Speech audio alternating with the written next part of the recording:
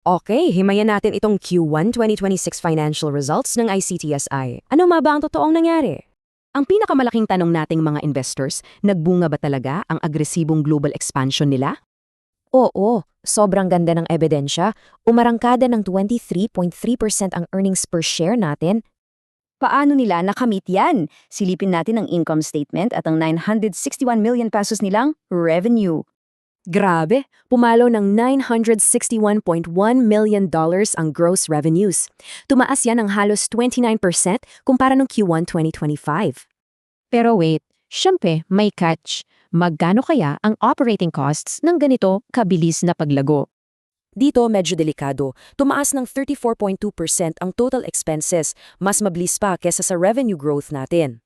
Ang salarin, manpower costs na pumalo sa $144.6 million, sabayan pa ng mataas na depreciation at port fees.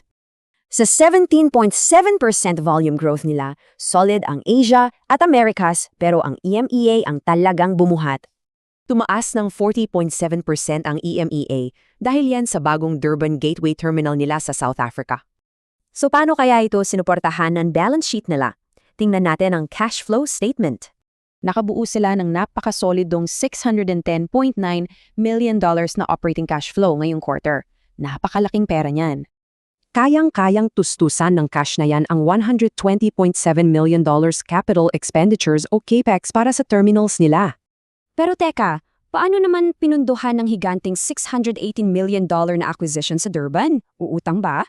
Oo, kaya kailangan nating bantayan itong napakalaking $3.16 billion na long-term debt burden sa balance sheet nila.